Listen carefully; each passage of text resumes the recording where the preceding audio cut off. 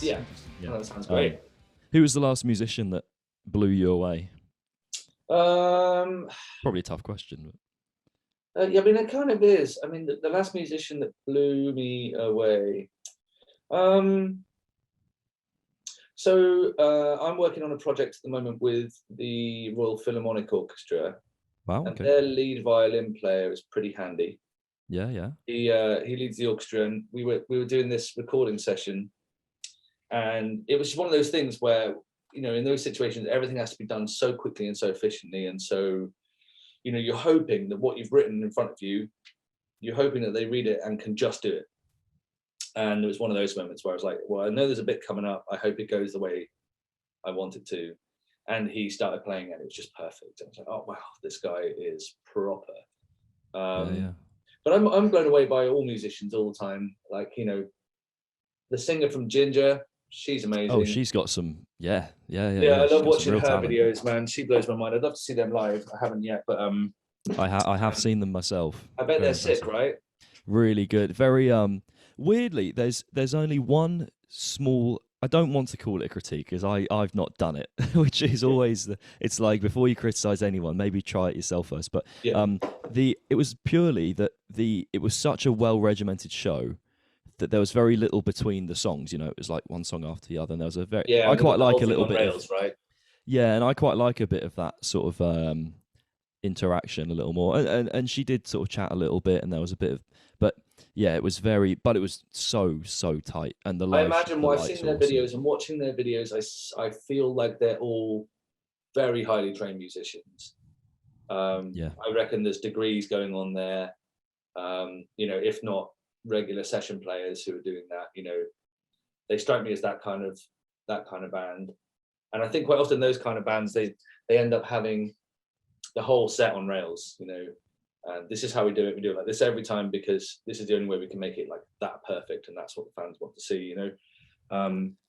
It's the show where I've seen a man launched the furthest I've ever seen a man be launched by another man. Wow, amazing! That sounds incredible. It was well, my friend. I'd say we'll call him Steve. He's called Steve. There was just a very drunk man kind of flailing around and just being a dick, basically. There's a sort of drunk where it's just like happily in the corner doing your own thing. It's like cool, yeah. But it's when you start just flailing around and hurting people, it's like nah. And he had enough. And I think Steve is 6 foot something, 6 foot and a lot. And he went rather a long way into the mosh pit, and I didn't see him again. So it was but anyway, it was a very good show. Distracting from the no, it was excellent. Do you kind of in terms of like metal, because obviously you've got quite a range of especially with your more recent kind of work looking at like these metal bands, you've got do you almost like how does your brain work with the metal side of things and the more kind of classical composing? How does that? You know, it's funny. Like I just done another interview actually, and this question came up, and I'll probably say roughly the same sort of thing, which is that I'll just put this out first. Get it out quick. I feel like so I came up in sort of rock bands and metal bands and punk bands and funk bands as a trumpet player or as like, you know, backup vocalist or whatever when you're a kid doing that kind of stuff at school. I came up through that, and that's where I found my kind of family and my social group. But also all that time I was having, you know, music theory lessons, and I was playing in local orchestras and that kind of thing on trumpet, having piano lessons and really trying to learn the mechanics of music. But I think the two closest, I think metal and trained classical musicians are about as close as you can get in those two genres. Like it seems to me that if the more kind of crazy out there tech metal that a band gets, the higher the chances they went to music college. Do you know what I mean? Yeah. And I think the minds of those two groups of people kind of fit together very easily. So for me, it's a kind of they've just run alongside each other the whole time. Like I've done lots of different work within all sorts of different genres of music, but metal and orchestra are the ones that seem to fit together as the easiest for me. There's a lot of especially in, I mean, they obviously start with, well, I say started with, but you've got like S&M, the Metallica, with the orchestra. But did you take? Actually, I've got to tell you what. I'll come back to that because I had two questions actually. One immediately popped up when you talk about the violin player. And I know what happens is about 8 build up in here, and then 2 of them will come out in about half an hour's time, and then that'll be about it. So okay, man, fire away. So this goes 2 ways. So how, when it comes to the composing for these metal bands, how much do you? I mean, I'm guessing you sort of maybe receive some sort of brief, but how much do you? But how do you balance delivering what you think that will suit their music, without imposing too much of your own sort of flavor, sort of musical flavor on it, or perhaps maybe they say have at it, and equally on the flip side, talking about this violin player, for example, when you present, say, an orchestra a piece of music, I'm not so well versed in this, so I don't know if this is a silly question, but is it? Do you like it when they impose their own style on the pieces you've given them, or do you very much want it? So that's kind of 2 different questions. Yeah. Okay. So like the first part, I would say it's changed over the years.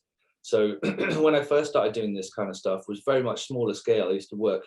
There's a studio very near where I live that I've been working at for about 11 or 12 years called Middle Farm Studios, where and it's a huge amount of really good rock and metal records have come through that studio. Loads of well-known bands. And for the longest time, I've been working there.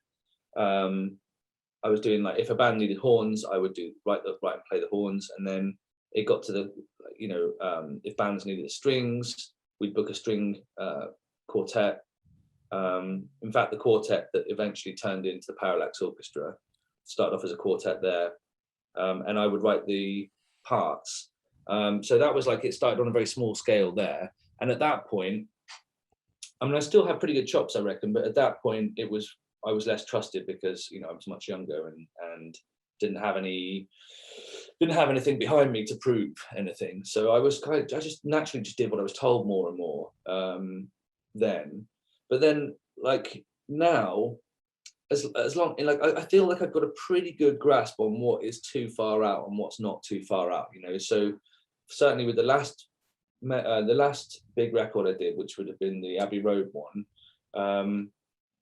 other than stuff where it's like, right, that's mental, you can't do that, because why would anybody want to listen to that? If I'd had like a particularly far out writing session, I just thought I could see what I could get by.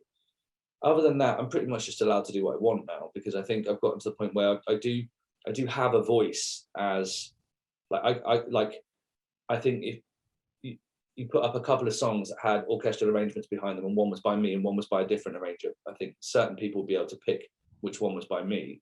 And I feel like I've gotten to a point now where I can basically do what I want within the bounds of taste. Like I try and not be an asshole, and I try and not be selfish, because really, when a band comes to me and they say, we want to do this, I know that my job is to just try and elevate what is already there. It's not about me, but at the same time, if I can push it a bit, which might therefore help the overall product, then that's definitely what I'm going to do. And I did do that with the Architects record. But I try and be as respectful as possible. Everything I'm doing is subservient to someone else's music, and as long as it doesn't get in the way of their music, I'll do what I can. I'll definitely see what I can get away with, that's for sure. But at the end of the day, I don't want to be. I don't want to do anything that gets in the way of someone else's music. It has to be their thing first and foremost. And if they're happy with what I do, great. I'll push it. I can definitely hear some influence, like some. I was listening to Impermanence the other day, and you can definitely hear. The thing that prompted me to ask that was you can hear new sort of. You can hear a different tone to certain parts of the song that, just like you said, it just pushes it in a slightly different direction without fully taking it away from what. Yeah, I mean, there's a big build-up. There's a big build-up in that song, which happens twice, and I decided, just because of the chord that it's based on, that I could get away with being like hyper classical, like absolutely crazy, like proper Beethoven style classical music. You know, like we've got this, the bit where he's going da da da impermanence again and again and again. That bit, I'm like going like proper Mozart, like Beethoven stuff, and it was really fun to push that in that direction there, because it kind of suddenly changed the color of everything. But then there are other parts in that same song where I've just gone all out, like the orcs are riding to war. Do you know what I mean? Yeah. And I remember when I first showed that to Dan, he was like, right, so we're going to war at that point. And I was like, yeah, we're going to war. Nice. But that's the funnest part. Like, I mean, I was saying to someone else earlier on today that is literally, in the parlance of our times, that kind of stuff is me living my best life. Like I never have more fun than doing that job.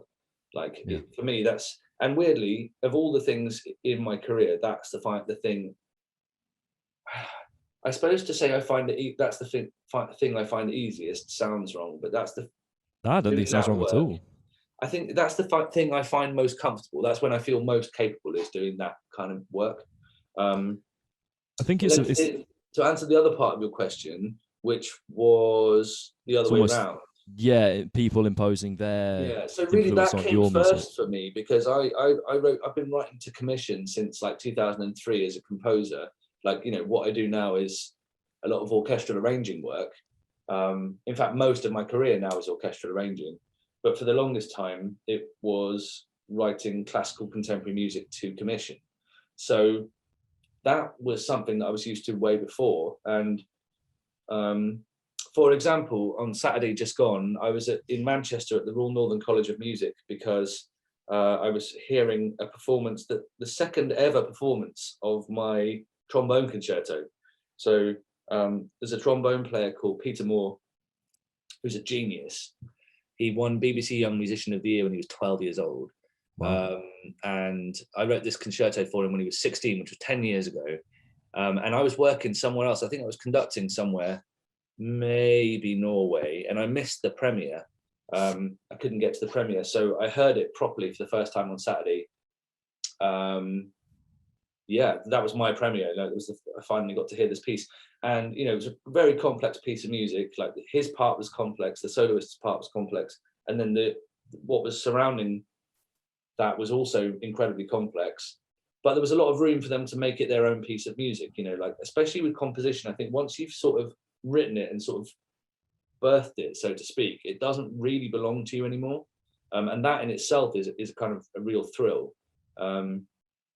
You know, like I've had a bunch of pieces. I've written lots and lots of music, but a couple of pieces that specifically have been played a lot, like hundreds of performances of the same piece, and they've all been different. Every single one has been different, and that's become the thing I love most about those pieces, is that however many times I hear that piece, I'll never hear it the same twice. And that's the beautiful thing about art, and that's the absolute opposite end of the spectrum to what I do now. But then what I'm doing now, I feel has its own beauty. This is from me being like a pretentious artist. The beauty for me in what I do. You mean, sorry, from you just being an artist? Yeah, fair enough. Yeah.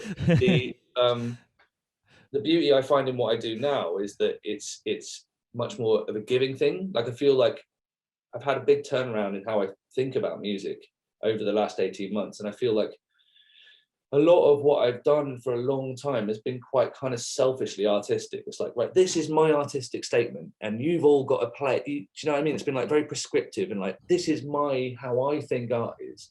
And I don't really feel like that quite so much anymore. Like, I feel like I'd rather give a bit more. Like, and I feel like the collaborations I do with the orchestra are much more about giving. They're like a much more collaborative thing, whereas where I'm literally partnering with someone else's musical beliefs and musical thoughts to make a bigger whole than if it was just mine. You know, like I feel like architects in that room on their own, with all the backing and stuff taken away, would be okay, but nothing more than that. And the orchestra would be completely pointless without the band. But put those two things together, and you get this magic, you know. And I feel like at the moment that's what I'm enjoying doing. What do you think? There's anything in particular that caused that shift in mindset? Because obviously the last 18, near enough 2 years have been turbulent, to say the least. Yeah, I think that's it, man. I think that I felt like like many other musicians, classical or otherwise, that all of a sudden the rugs were just pulled from under our feet, and we had to reevaluate what it meant to be a professional musician. You know, I had really good friends who, for example, were playing in the London Symphony Orchestra and were driving Argos fans. Not that there's anything wrong with driving Argos fans, but if you've played in a symphony orchestra for 25 years, it's going to feel like a real smack in the teeth. Yeah. And I feel like I had to confront a lot of stuff over that 18 months about what it was I thought I was, what it was I wanted to be. And basically, I would say it was about a year ago now, January and February last year, I was pretty low, as I think everyone was. Like the shit lockdown, not the good lockdown. The first lockdown, not the sunny lockdown. The sunny lockdown was amazing, especially, you know, if you live by the sea, which I do. But the shit lockdown, I suspect, like everybody else, was having a terrible time. And especially with what was going on in America, you know, our only real access to the outside world was what we were seeing through the media at that point. And I was just losing my mind with stress about, you know, my own predicament as an artist, my relationships, you know, like friends and partner, I wasn't able to see them, and yeah, with the bullshit that was going on in America. And I basically was just like literally overflowing with stress. And the only way I could get my way out of it was to write. I wrote this ambient album called Medicinal. And it was totally different to anything I'd ever written in my entire life, genre-wise, and in terms of how I wrote it. It was produced rather than written and recorded. And I put it out there. It got a little released by a local imprint, and loads of people were writing to me all the time saying it, like, you know, it really helped them, and it was good for their mental health, and it helped them achieve some calm and whatever.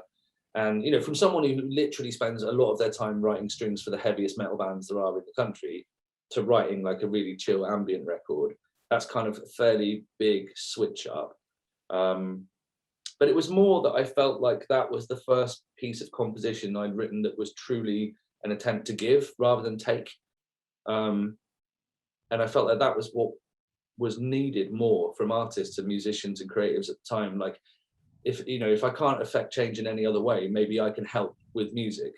And it felt like that was a bit of a change. Like, the last thing I would have wanted to have done at that point was write something really technical and finicky and like overblown artistically. Because who would it be for? Who would use it? Who would benefit from that? It'd be me, and that'd be it. It'd be played once and forgotten, and it would mean nothing. And I just couldn't deal with that thought anymore. It's like, I want to do something that means something to somebody, because that was my only way of trying to help the world situation at that time in a tiny, tiny, tiny way. Do you know what I mean?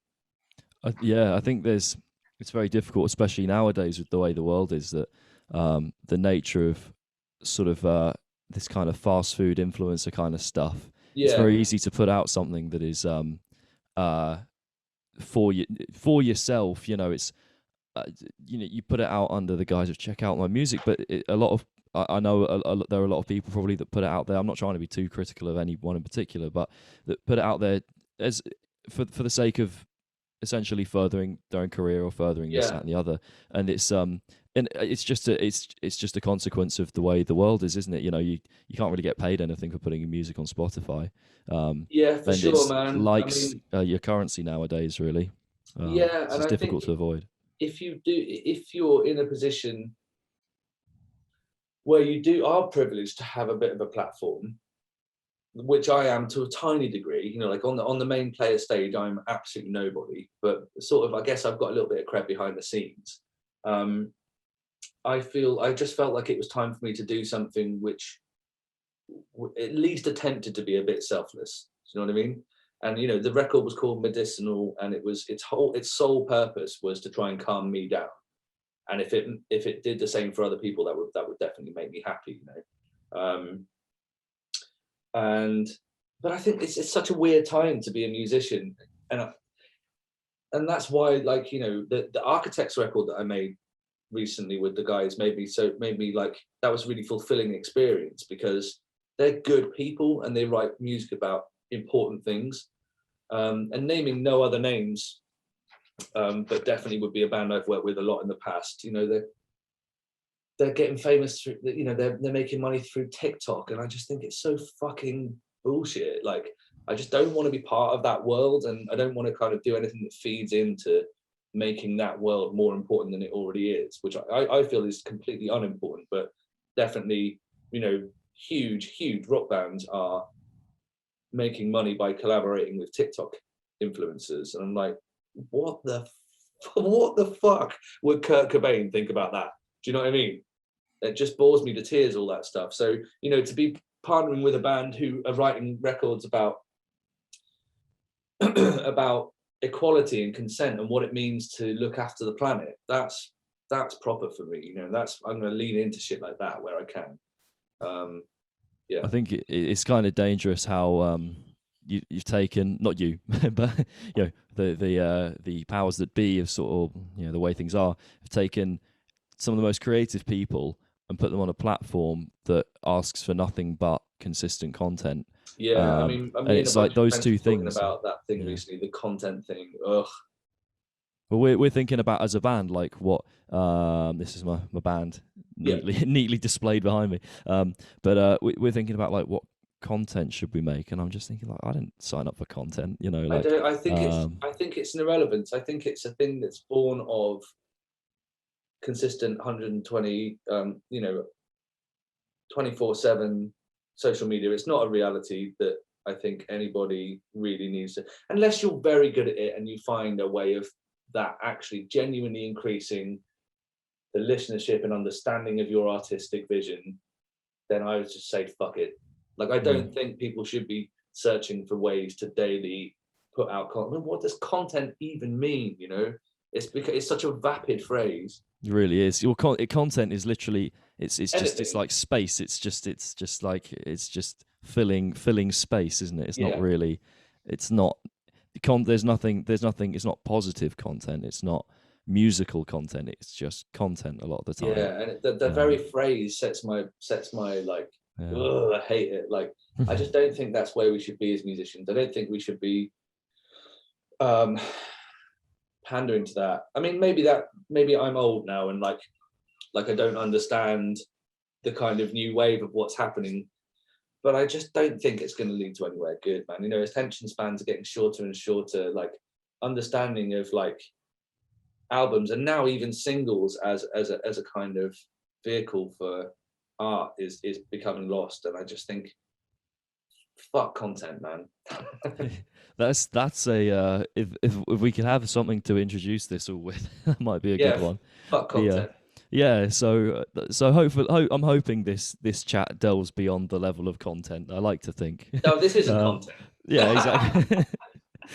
See, just by saying this isn't content in my head, I'm going, yeah, no, wait, no, it's not. Like, get all defensive in my own head, like, is it? No, I don't know. I don't think this is content. I mean, or if this is content, it's good content. Yeah, okay. Yeah, I mean, there needs to be some sort of, I don't know whether there will come a tipping point where people get fed up of it, because it could happen, or it could just not. And it might not. I mean, but what's the end point? If not, then everything just gets more and more 24/7, and sound bites get shorter and less sensical. So, I mean, what is the end point? The end point is just constant flashing lights 24/7 and noise, white noise and flashing lights 24/7, and that doesn't sound fun. I'm sure I've written songs like that before. Yeah, I don't mind a song, because a song can have an artistic point. That's fine. Yeah. Like, I've written music which is definitely super aggressive and angular and noisy, but it's had a reason for being like that. I saw there was something in the sort of, say, the news. It wasn't exactly on BBC, but the sort of the music news about I wish I could name them now. A band that produced about 1,000 songs that were all 30 seconds long, because Spotify pays you after 30 seconds of listening. So it was a bit of a sort of fuck you to Spotify. Right. It wasn't them just trying to make loads of money. It was it was a statement, saying. So they would actively not make money off that. No, so they would, because as soon as they would be just over 30 seconds. Right. Okay. So assuming you listen to that, because essentially you're getting paid the same amount if you write a 16-minute prog epic. Right. And if you write, and then if you write, you know, a 31-second song, and it's all. Yeah, I mean, I think like it's such a double-edged sword, because I have to use Spotify all the time for work. You know, like I'll work with a band and they'll go, right, well, we've sent you sort of like influences, we've sent you like sort of like, you know, like a mood board of tunes, and we've sent you our records and here and that and then the other. So I have to use Spotify, and I have my music up on Spotify through the record label, and I've got points on other bands' music up on Spotify, but I fucking hate Spotify. You know, like the Albert Hall show I did with Bring Me, the first track of that album, the first thing we did was a 2.5 minute long overture that I wrote. So you know, when they finally released it, I mean, I think that the video to that, which doesn't even mention the fact that I wrote that first piece, has had something like 22 million views on YouTube. And I've obviously, like, that video is monetized, and I'm sure Bring Me have made quite a lot of money off it, as well they should have done. I've not seen a penny. But when they put that out as an album, they cut that first track, Doomed, and the intro into two, and gave me all the rights on that, all the percentages on that first track, because I'd written it all, right? So of course I should have anything that comes back from that track. And that, as far as I know, has had something like 600,000 listens on Spotify, and I've not seen a penny from that either. I think the whole thing is utterly fucked, and it's a shame we all have to it's a shame we're all beholden to it. But you know, but I feel like there's tipping points approaching all over the place, man. You know, think about what happened with Neil Young and Joni Mitchell recently. Like, it was a tiny little drop in the ocean, but it did make a difference. Like, their protest did actually help. And I think people are at some point going to be fed up with the incessant noise and terrible treatment of creatives. It can't go on forever. Like, the difficulty is that in the meantime, it feels like just screaming into the void, doesn't it? Because, like, yeah, well, it's stuff that it's stuff that so many people see as sort of non-essential, because you know, say this were happening to bankers, it'd be sorted out in seconds. It would, yeah. I think something that makes me kind of that made me kind of think a lot was that over the last 2 years, people and population have been mobilised to such great extent, you know, to in terms of things like vaccines and stuff. And you think, so we know how to enforce large amounts of change in very little time. Very true. And something like changing how much Spotify, or not just Spotify, because it's not the only one, how much you know, a company pays its I don't know, maybe a company pays its employees, or like if you're tilting it more to the musical side of things, about changing an industry for the better, we can do it. Like, there's loads of things we can do that we don't. And I think that made me a bit sad, because I was thinking, like, we're so capable of, and yes, of course, it caused massive issues over the last 2 years, but we're capable of large scale change. Yeah, I agree. That we just don't. And yeah, obviously it does take actual action, doesn't it? Like, people actually saying, "No, I'm done with this." It's true, but I think that comes from the top. You know, I think, you know, so during COVID, all these things were given to us by the media and by the government. They were saying, this is important to do. It's important things to do, to look after your fellow person. But no, it's not coming down from the top that art is worthful. You know, no, not really. It has worth. It's in fact, it's the opposite. Like, over the last 10 years, it's been rammed into our throats more and more that art doesn't have intrinsic value. You know, like, you know, with Rishi saying, well, just retrain. I'm like, I'm sorry, what?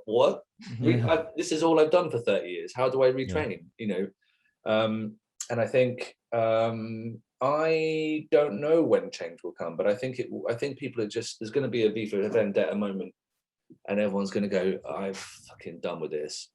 Just burn it down and start again. Yeah, it's kind of I just the current establishment does annoy. I think it annoys a lot of people, particularly young people. Yeah. You know, I think it's a very divisive kind of thing to delve into, but it is not certainly. I think it's all very much reflective of itself. You know, there's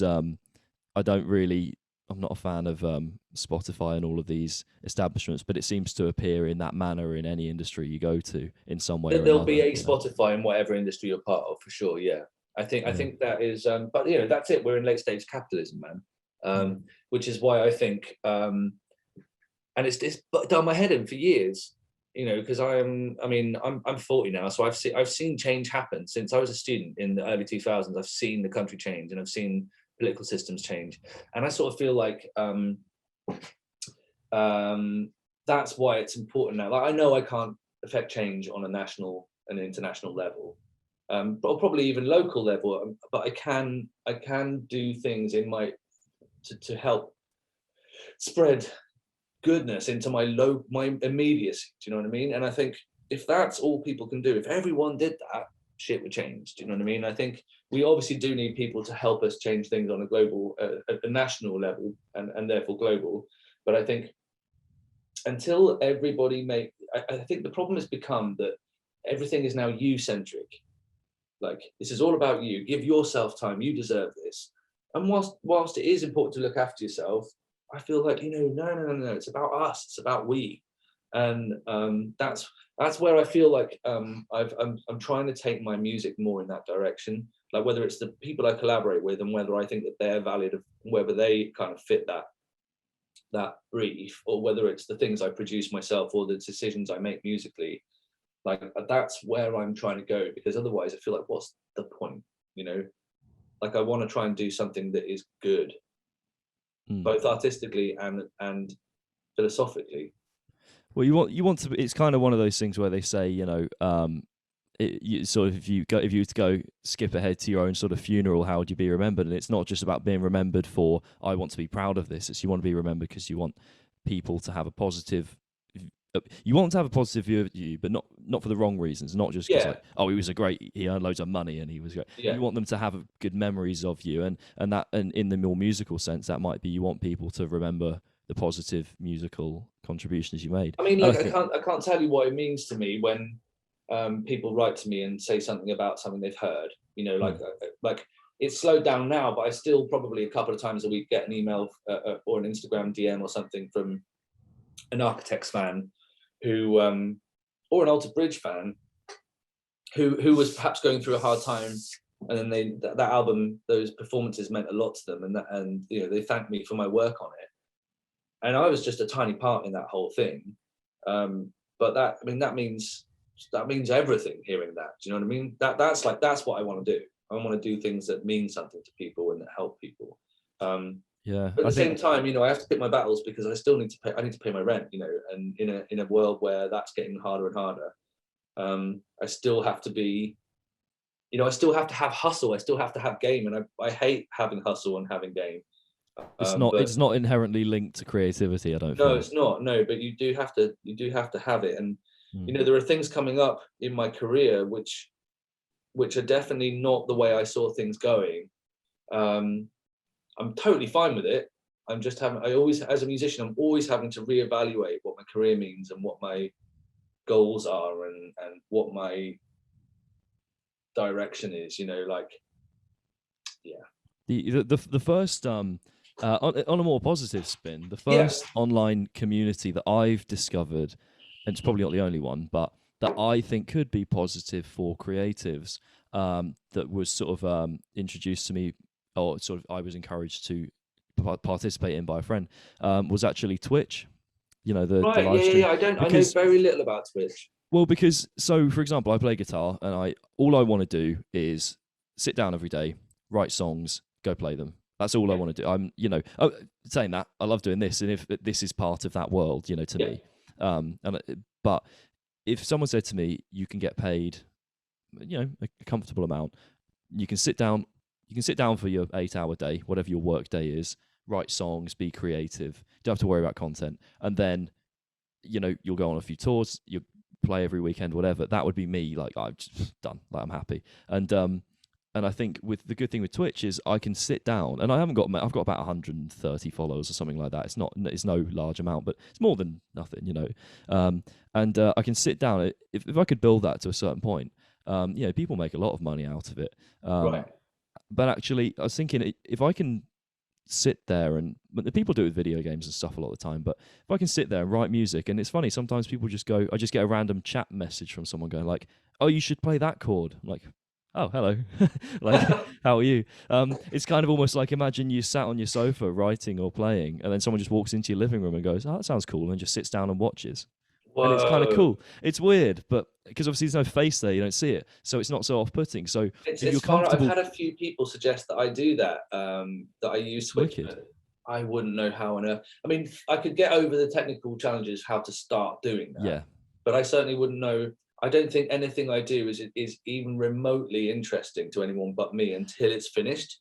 You say that, but do you think? I mean, for example, I sit and write songs, and I know the thing is, I'm trying to have some integrity because I see a lot of people on there just playing songs, completely flagrant copyright abuse, but you know, it flies. And I just think, like, well, to be honest, you know, it's difficult to make money as a musician, so I don't criticize them anyway. I do it myself sometimes, play my own songs at least, but. I sit there, I try and have some integrity. I go, no, I'm not going to try and just do the popular thing. I'll just write songs because that's why I'm sat here. And to me, the Twitch is meant to be like the byproduct where I'm going to sit and write music in the day. So I might as well film have the camera and do my thing. If anything, I'd be tempted to turn the mic off and just play and just like people can watch. But I think that might be a bit too unentertaining. But yeah, and then I was thinking if I could do that, you know, and I think creatives could lean into that more, you know. Right, yeah. Like my housemate's been telling me to get on with it for a long time, man. Like, I think there's a possibility that it might work. But so for the last, I would say yesterday, I finished a 4-month run of work, and I was basically doing 60-hour weeks for 4 months. I had a few days off for my birthday, which is in December, and a few days off at Christmas. Other than that, I was doing 60-hour weeks for 4 months, and it was pretty intense. You know, and a lot. Do you know what Sibelius is? Yeah. So I am an absolute ninja on Sibelius. I've just used it my whole life. You know, I've been using Sibelius for 25 years, and I've used every version. I've beta tested. I've been on, like, you know, all these different groups, and and by the end of this 4-month work, I am far faster on that than I am on any other program, or could ever hope to be on any other program. I understand it better. You know, and I half imagined, you know, would it be interesting to have like a screen of Sibelius in the corner so people could see how I do orchestral arranging? I mean, would people be even vaguely interested in that? I don't know. People tune. I'm astounded that people sit and watch me sometimes. I was sitting, because you know what it's like when you're trying to write something. I guess it's different for the style of things that you're working on. It's much more bigger picture than if I'm sitting trying to write a riff or something. But like, I'll play the same riff like at least a couple hundred times with a different note, a different rhythm, or I'll just play the same one I played the last time because I messed it up. Like when I'm writing it, but people they do sit and watch. It's interesting, and I think there is perhaps weirdly a market for the process, which I think is the positive thing I can see in it. Yeah, I do get it every now and again, and people will write to me and say, "Can I sit in with you while you do your job?" I'm like, well, yeah, you can, but like, I'm talking about people I know in Plymouth, for example, will say, like, songwriters and whatever, can I come and sit in with you and like literally put a chair next to me while I work at these 2 Macs here? Yeah, you could. But would that not be boring as shit? But you know what, if a few people are asking me, perhaps it would be a thing that would that could take off. I don't know. And you know, my housemate was saying that people watch people sleep on stream on Twitch. They watch anything. Right. So if they're watching that, maybe they will watch me orchestral arrange. I don't know. You never know. I mean, you might get more views if you arrange in, say, a hot tub or something. Yeah.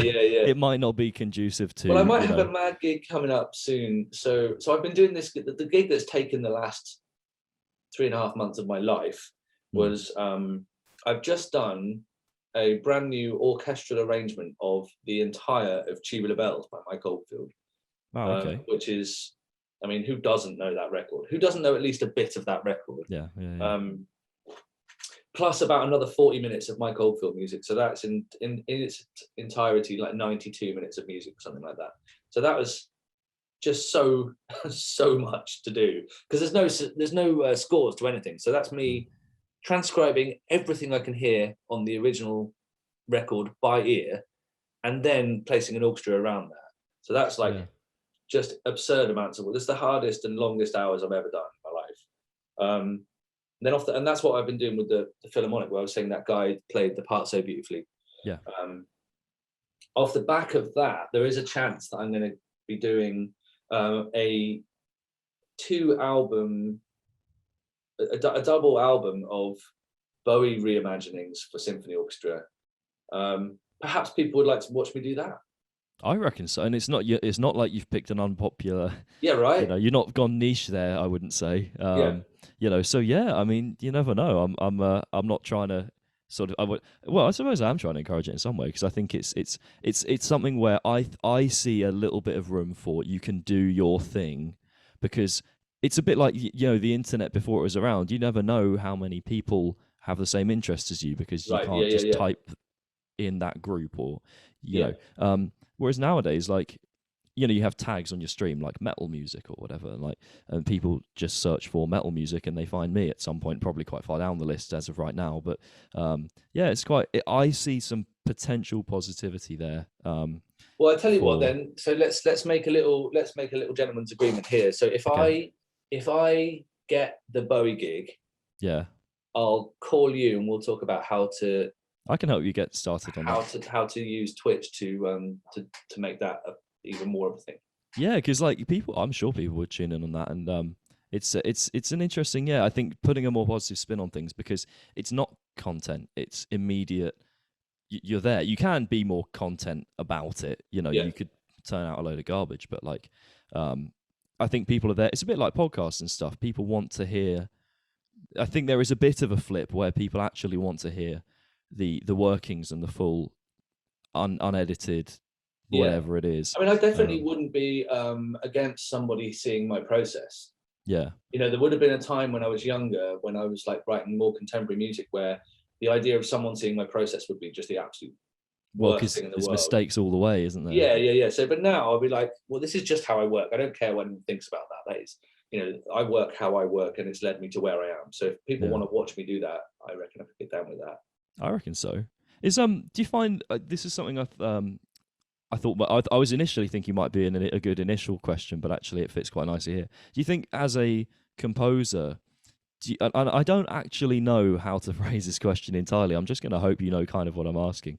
Do you think being a composer versus, say, like me as a guitarist or a single instrument musician, do you think there's a sort of, you're maybe sort of more of like a bigger picture kind of person in terms of looking at the do you like looking at things that way in terms of music? I've literally just written bigger picture person question. I think I know what you mean. I mean, the best way I can approach that, I reckon, would be to say that my view of how I write music and how I want to write music has changed every year since I started writing music. And and you know, I'm always thinking about. I used to be very into the minutiae and the technicalities and the finickiness of how music was written. And I could email you scores of mine that just look so ridiculously complex. And for some reason, I used to really dig out on that. I'd be like, oh yeah, I'm so smart. And I don't give a fuck about that at all now. And I've been realizing that I was watching this show recently called something about design, art by design or something like that, about different artists and designers and how they come up with their concepts. And I was this one episode was about this, I think he was Swedish, either Swedish or Icelandic designer and architect. And he focuses on very, very, very simple concepts to do with light and color. So he'll get obsessed with one color or a way of using light, and he'll make an entire body of work out of that. And it inspired me so much thinking about what I might do with my own composition in the future, because I feel like now, if I were to like get a commission, I mean, I have one in November. I have got a commission for next November, and I think I'm going to kind of sort of unleash my new self on that piece, which is that I'm no longer interested in that type, regardless of how it sounds. I'm no longer interested in that direction and process of working.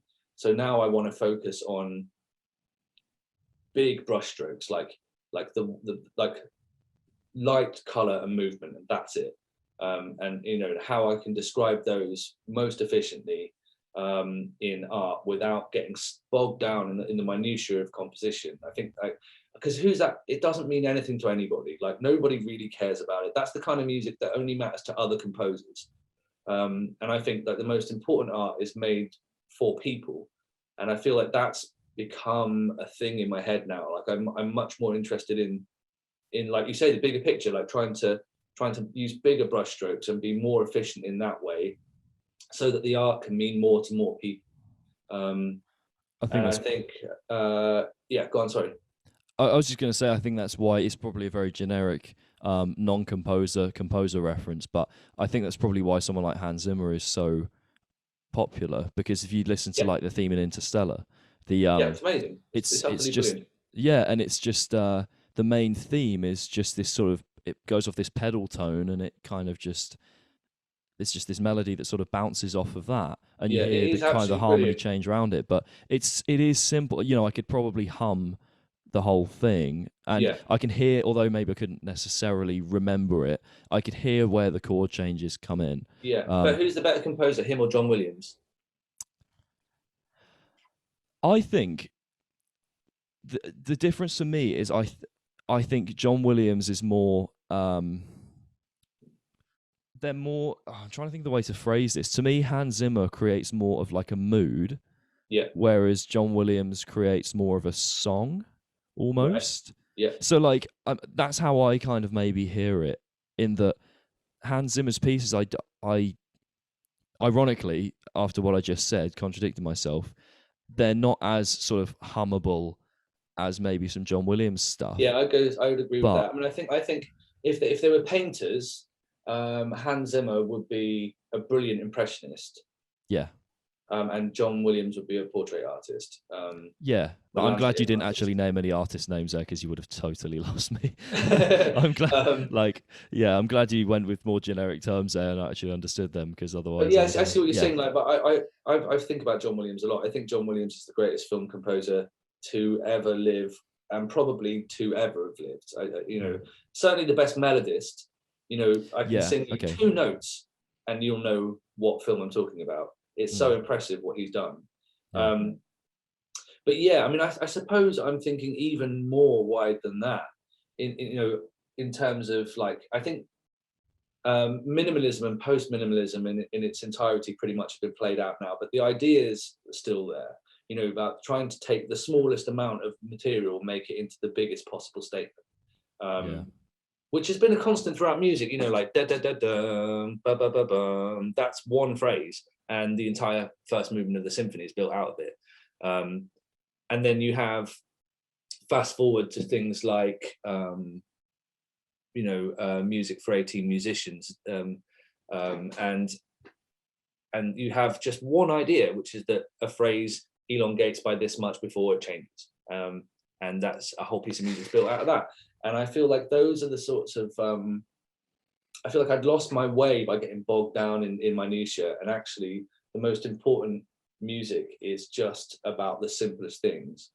So I'm hoping going forward that, and this is a very different side to my work, to orchestral arranging and stuff, because that's very prescriptive, and I sort of have to fit what I'm working with. But in terms of my own music, I'm very much hoping to be able to focus on much fatter brushstrokes. With the album I put out during lockdown, Medicinal, it's by far the most simple music I've ever written. Repeating phrases. I mean, you could call it minimalist, but it's not minimalist. It's minimalist in just that there's not much going on. It's not minimalist in concept or sort of proof, but it's very simple music. Only a couple of things happening at any one point. Simple sounds, and weirdly enough, having written so much complex music for so many years, that made me happier writing that than almost anything I've written before. I've written 4 or 5 concertos. I've written like 10 or 12 really far out, extended, long pieces, and none of them have been as enjoyable to write, or I suspect listen to, as an album of really simple ambient music. Yeah, I find that there's that. So like, I'm primarily a metalhead at heart, really, and I find finding that balance in terms of what I try and write is that it's so hard to get that balance between and a lot of it is about balance, but it's about that balancing, finding your own voice and having that voice be identifiable, and it's very difficult to balance being unique, because you can be unique and write a load of notes and atonal stuff that no one's ever going to follow, and then there's being catchy, but obviously I could, which you could do with G, C, and D, but you might not really sound like you necessarily. Do you think, and maybe as a I suppose as a little, it'd be a nice final sort of point, in terms of finding your own voice, do you have any sort of words of wisdom, or just general, or just words, in terms of finding your own voice? I've thought about this a lot. I've thought about this a lot over the years, and I honestly think the only way to find your voice is just to keep writing. Like, I think it's almost an exercise in futility to try and find your voice. I think you find your voice by doing it, by just carrying on and by keeping writing. Like, one of my very best friends is a singer-songwriter called Patrick James Pearson. He runs a studio out at Middle Farm, and we grew up together, and he's doing very, very well now. He gets paid to co-write with people. Like, like people will go, I want to write a song, I'll write a song with you, you get half the royalties, that's a song. And he's worked with some really good acts. He's now got his own band called LYR, which is him and the Poet Laureate, and it's absolutely amazing. And he, what was the last thing you said? Finding your voice. Yeah, something about balancing unique and so as he was coming up, every couple of years his literal voice would change and he would sound like a different singer. And he eventually realized that just wasn't the way to go, to try and find the right, it was just to keep doing his own music. And the more he did it, the more his voice sort of found just its own thing. And now he just sounds like himself. And that's his voice. He's found his voice. And I feel like I sound like I was saying earlier on, I went to Manchester to hear this trombone concerto, which I wrote a decade ago. And it didn't sound like me now. It sounded like me then. It sounded like me trying to sound like a composer, whereas I feel like everything I've been writing recently is just intrinsically more my voice, because I'm not trying to make it sound like anything else anymore. So I would say, if I did have any words of wisdom, which I rarely do that are in any way sort of understandable, I would say, to find your voice, you just have to keep writing, and you will naturally fall into it, and I don't think you can force it. Yeah, I think that totally that totally makes sense. I think it is very easy to. Yeah, I think the ultimate irony is in that state of kind of that mental state of I don't know the word, but that lack of that kind of, because obviously the assumption mentally is that, well, if I've not found my voice, this doesn't quite sound like me. Yeah. If you can just go under the presupposition that this is my voice, whatever I'm doing right now, you might be a bit more sound in your creative. That's it. That's the only thing to do. I think, like, it just as an artist, just trust the process. Like, I think we all, myself included, try too hard to be something or not be something.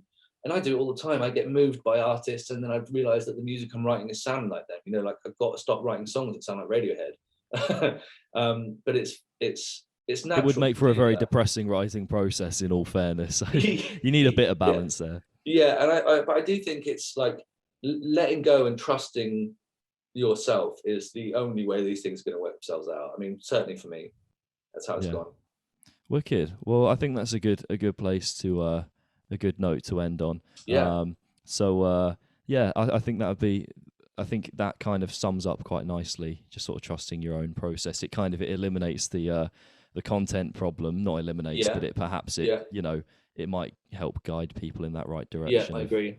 Follow your own process, and sort of two fingers up to the content side of things. So I think that's the way to go, man. Yeah. Exactly. Brilliant. Well, thank you for taking this time to chat. I appreciate no worries, it. Man. It's been nice any to final talk. things to any final? I don't want to say final words. I nearly did this the last time as well. I was chatting, so I was like, not final words. Last words. Yeah. If you look out your window just now, you'll see.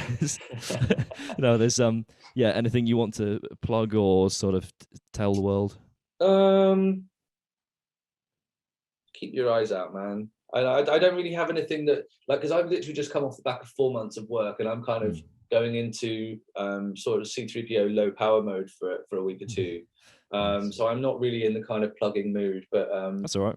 There will definitely be tons of stuff happening with me in the next year or so. Whether lots of it's content, all the stuff, loads of content, everything you want. Whether it's going to be stuff that I'm imagining, like there's a bunch of stuff that might happen in the future, and if one of the things happens, I'm going to be happy. If they all happen,